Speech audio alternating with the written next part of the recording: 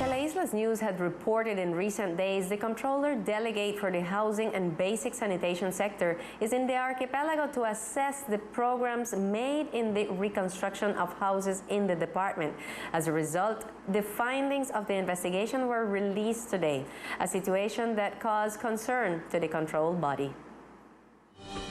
The Comptroller Office met with the members of the departmental government as well as the Unit for Disaster Risk Management to learn about the progress in construction and reconstruction of houses for families victims of hurricanes Iota. During the meeting, the control entity found it worrying that after 11 months of natural disaster, the reconstruction plan in San Andres has advanced at 7%. Con preocupación vemos un 7% de avance. With concern, we see a 7% progress in comprehensive housing repair and 47% in the reconstruction of new housing.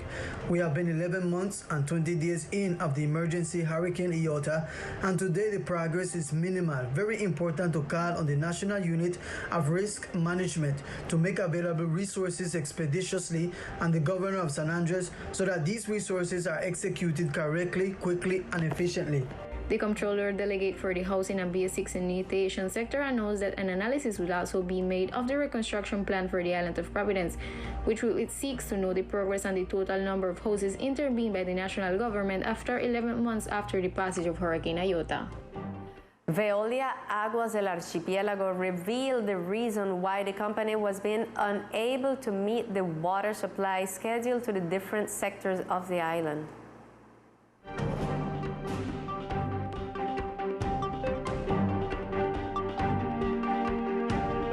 During a press conference, the manager of Veolia, Elizabeth Young, revealed that the impulsion pipe that carries water from the desalination plant located in Luxbite has a series of failures that since Sunday, October 7, had made it impossible for the company to supply the cisterns of the hill, from where water is supplied to the different sectors of the island.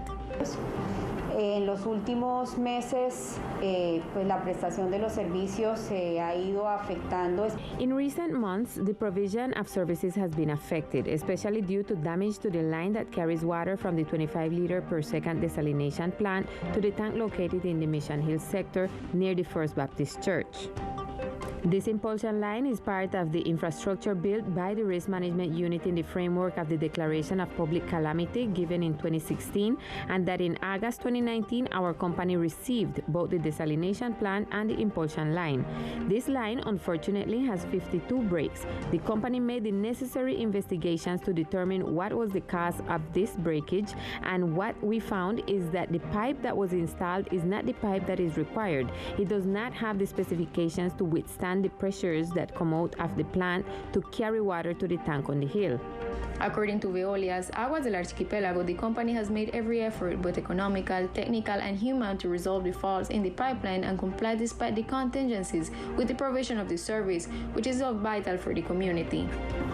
Esta situación se ha puesto en conocimiento de This situation has been brought to the attention of our contractor, Aguas de San Andres, and it has also been reported in the different supervision committees that are held, and the government has been aware of what has been happening since December 2020. Our company is informing about this problem since we are not the ones called to solve the problem.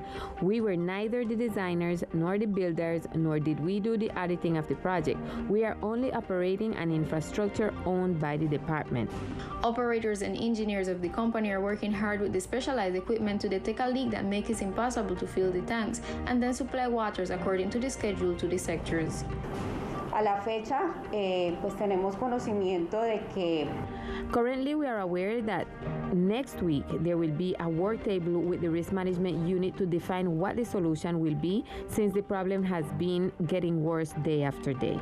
Veolia Aguas del Archipiélago calls on the departmental government as a owner of the aqueduct infrastructure to intervene in this situation to avoid water shortage.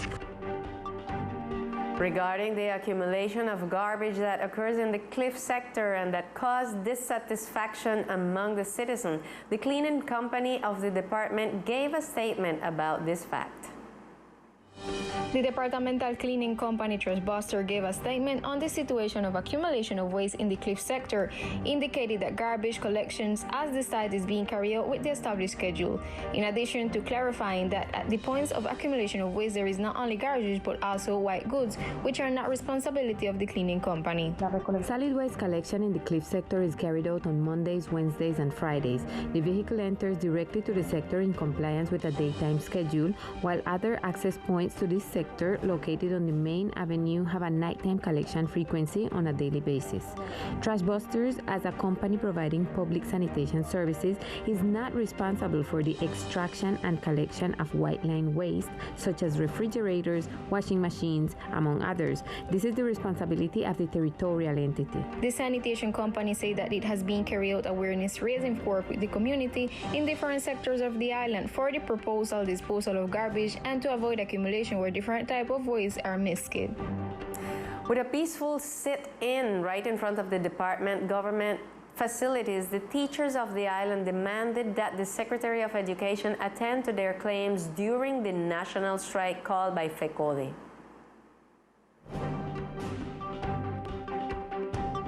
With these arguments, the teacher of San Andres remained firm in the national strike of teachers called by the Colombia Federation of Education Workers, which began today and will continue until tomorrow, October 21st, completing a total of 48 hours in defense of their right, as expressed by the teacher, Gladys Pusey.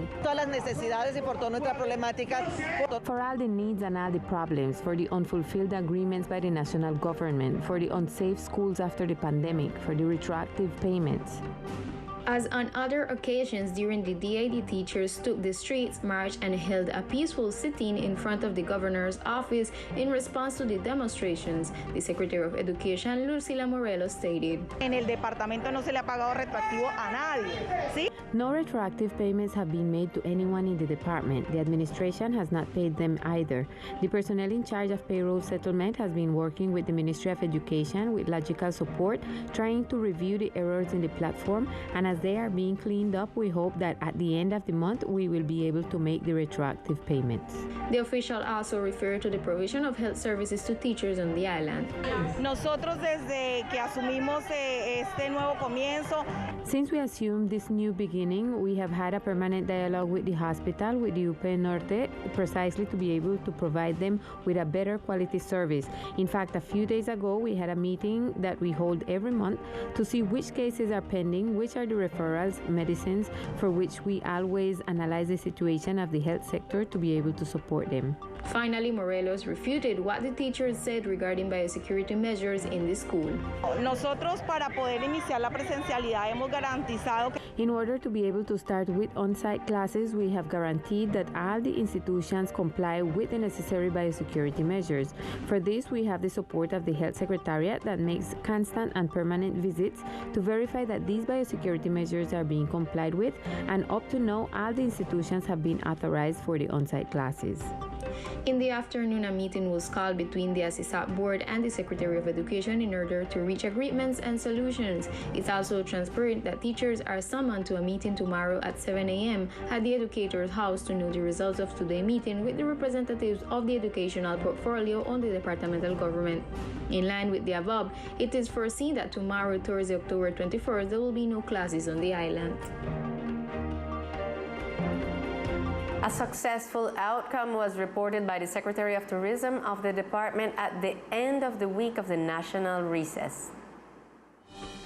According to data provided by the head of the tourism office, more than 30,000 people entered the island during the school break, a week that lasts from October 11 to 15. For the government and for a new beginning, and for the Secretariat of Tourism, we are pleased to announce that the work being done to promote our destination as a tourist city is echoing both nationally and internationally. In figures, we can say that last week, the week of recess, we achieved the visit of at least 30,000 people who were visiting our beaches and our main tourist site, which for our administration is pride. We are very pleased that thanks to the staff of the administration, we could have lifeguard coverage at different points. Unfortunately, there were no problems with our visitors during the past week. The head of the tourism office stated that they continue to work on the beautification of the archipelago. Muy importante trabajar.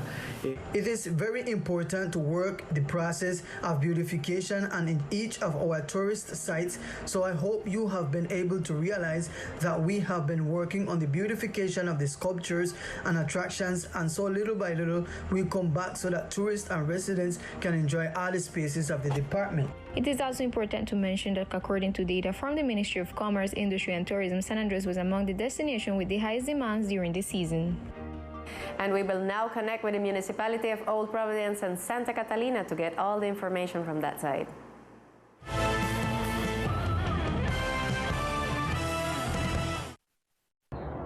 Good evening to all our viewers. This is the most relevant information from Old Providence and Catalina. Yesterday, several organizations present in the municipality presented an accountability report on their efforts and actions in the archipelago during the pandemic and the hurricane. The organizations Colombia Cuida Colombia, TAP, Abaco, and the Medicine Bank presented a report to the community about their work in the past months on the islands. We have managed for the archipelago more or less about 1,400 million pesos, of which approximately 938 are in cash and about 400 are in kind. We arrived in Old Providence with support in the area of delivery of biosecurity kits, hygiene kits, groceries for the pandemic season and after the hurricane, and we did all the logistics of the delivery of food aid for those in self-made shelters in San Andres. These organizations help with tents equipment for removal of debris, radios, solar lamps, food, biosecurity elements, among others. Groceries, goggles for debris removal, gloves. We made an arrangement with an organization called World Hope in the United States that provided help for several months with desalination water plants that were installed in Santa Catalina. They lent us 5 plants. 4 worked and were in operation for 7 months in Santa Catalina.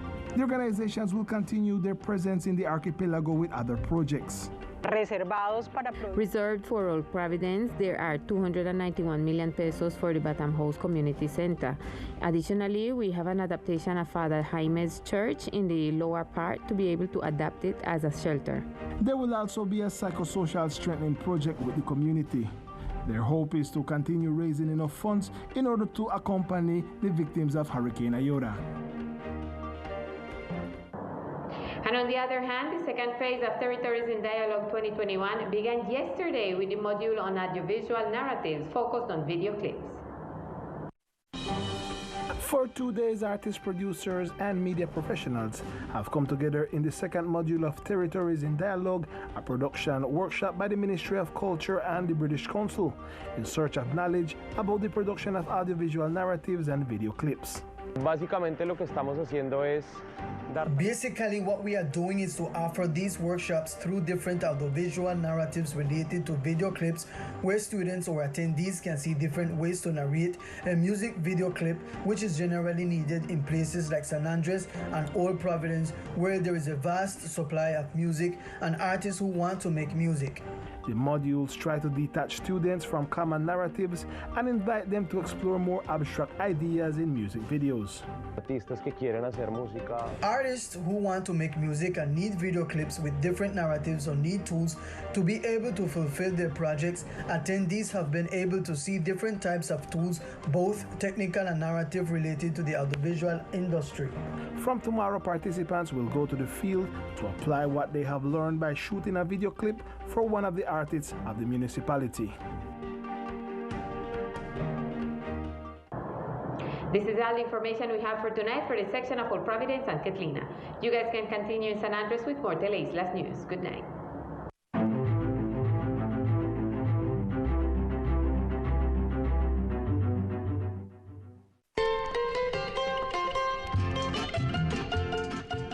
In the Raizal Island territory of San Andres, Providence, and Queclina, there is Creole, which is one of the two Creole languages of Colombia, which according to historical and cultural data is born from the Jamaican language of Jamaica, which extends throughout the greater Caribbean and other latitudes such as Nicaragua, Haiti, and Cayman Islands, the Bahamas, and other sectors of the Caribbean. Authorities also say that the trade of enslaved blacks and the cultural diversity that they brought from Africa and Europe gave rise to Creole. Therefore, they were able to communicate among themselves, socialize, and even free themselves from the slave trade. Right now, I just try big up all who they listen to me and tell them what I they fight for and what should I fight for. The language Creole Creole is the first vinkle where you got with your mother, is your mother tongue. When you ask a little water, when you ask mama for some food, you have to ask me in a language. And though we had strain and fight to forget about it, we still fight. And that's one of the ways how we show how we strong. Because until now we hold up and we talk with language. When we can say to one another, can be state, change over for switch from one language to the next. We don't believe say that nothing we carry with them, that something we big we up is one advantage. So big up Creole, big up on custom, big up on culture, big up on self and on identity. We live and we maintain or conserve our culture by the oral tradition. When we sing the brown girl, or when we sing or when we read about Anansi, that's a part of our culture. This Creole is presented as a manifestation of the linguistic cultural variety of the entire Caribbean, which like all languages that today have prestige were oral language, as was English or Spanish. But paradoxically, it is recreated in the local collective memory together with the current processes of migration and accidentalism. There is a national confusion and taboo against the raizal language, to the extent that its expressiveness is stigmatized or even excluded when the English language is promoted as if it were the language spoken in the islands. I believe one of the ways to preserve our culture, all what we got for custom and tradition, that through the writing. That's why I write in a Creole, I write in a Spanish, and also I write in English. Culture that the blood will run through the community vein. The culture that the blood will run through community vein. And address that. The sea, the breeze, the sun hot, the motorbike, the bus, the people when they go back and forth, that's we. With tradition, we cook, with food, with language.